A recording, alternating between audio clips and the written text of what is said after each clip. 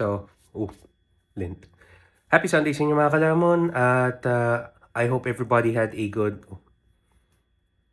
that's annoying. Anyways, I hope everybody had a good payday weekend at kung kayo man ay nagpahinga lang ngayong weekend dahil kasi madami nangyari o kaya kayo ay mga nagbayad ng bills, nag-grocery, nag-shopping, and whatnot. I hope everybody made the most of the weekend. So, yeah. Ako ay nagpahinga kahapon dahil kasi I attended the important event at mga ganung bagay kasi din parang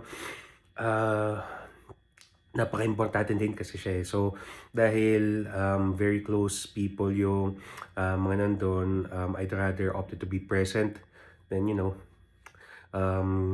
make the time to tell stories din. May mga ilang bagay kasi na gusto kong present ako eh, kumbaga. But anyways, dahil yun ay nangyari kahapon, tayo ngayon ay babalik sa ating regularly scheduled programming. At ang unang bumungad sa atin, problema. Dahil ngayon, kailangan ko ulit bumalik dun sa paggawaan ng laptop dahil kasi the same old issue happened na naman dito sa laptop ko at I'm actually contemplating na eh. Dahil kung sabihin natin na gagastos ulit ako ng isa pa para sa laptop charger, parang nanghihinayang ako dahil kasi baka pwede na akong pumili kasi ng bagong laptop sakali na mangyari man ang in-expect ko na kailangan ulit natin bumili ng bago and whatnot and stuff like that. It has been going through my mind. Tama yung syntax pero pinag-iisipan ko na siya for the past few days. And kahit na, alam mo yun, parang meron na nga akong mga tinatrabaho ng mga projects, may mga pinapondahan ako na yung mga stuff na gusto kong gawin ngayon. Kung dadagdag to, necessary pa rin eh, dahil kasi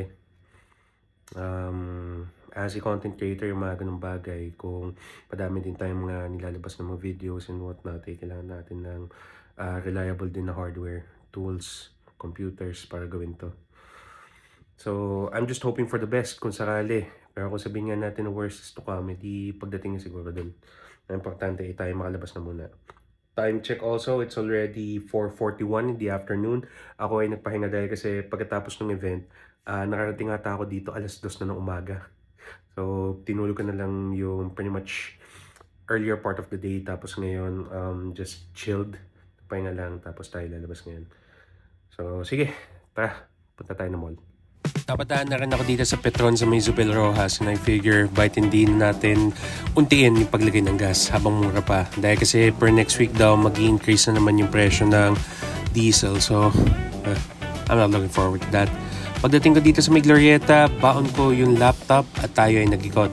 So, para dun sa mga lumabas today, I hope everybody bought something nice. Yeah, deserve nyo yan. Ako naman, nagtungo ako dun sa Lenovo store para ipaayos yung laptop.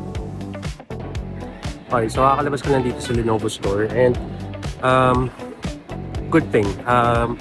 Since covered pa naman kasi siya ng warranty nung last purchase ko, so nagkaroon lang na naging replacement and pinaka-best part dun is wala tayong ginastos.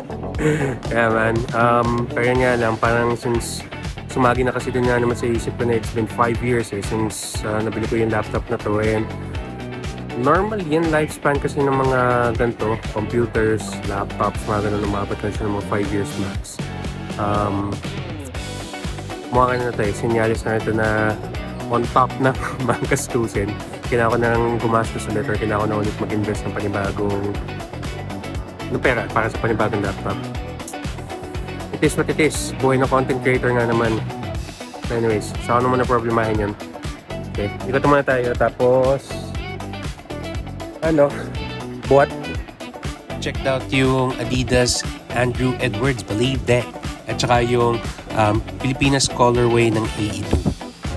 Had a great convo kay Dex dito sa Team Foot Locker. So, shoutout sa Foot Locker Glorieta. Yung mga gatang bagay, may pagkwentuhan ka lang sa kung kamusta yung buhay-buhay pa. At saka tinatakilik din kasi na yung content eh. Yung mga ganitong conversations really important. Sige, labas tayo at baka makopyright ako. Pagkatapos nun, dahil kasi madami akong dala, ako ay tumambay na muna at tayo punta sa Starbucks to get Americano at saka banana bread. Yes sir, just for that pick me up. habang pinapanood yung bagong upload ng ABL, sir. So for tonight, we trained. We did chest. At dito, move fairly decent weight lang din. Again, trying to build that strength para dun sa 225 na bench, sir. So this particular exercise is pin presses. So dito, since may dead stop tayo, we're just focusing on pushing upwards eh. So just to address some issues of pressing. Tapos noon, we did accessory work. So hammer strength incline presses. Went fairly heavy dito. Also did the same thing with incline dumbbell presses. Dito, I did 30 kg each. So try to move decent weight without compromising form. Pagkatapos noon, did a lot of accessories. Kasama na rin dito yung triceps. Again, focusing on heavy and many reps. Pagkatapos noon, umuwi. Tapos pag-uwi, ang ating pagkain today ay galing mula sa Breeze Kitchen. Ito ay chicken pastil. Ito yung regular flavor. Kuha tayo ng konti. First impression ko, hindi madami ang oil. And hindi siya maalat. Lots of shredded chicken. Yes sir, I like that with rice. That was good. And of course, we get the spicy version. So ito, may konting oil siya nakasama. Or a little bit more. Pero taste-wise, I just like that little bit of heat. Kasi it just accents yung flavor. With rice round it out, panalo yan. Follow for more.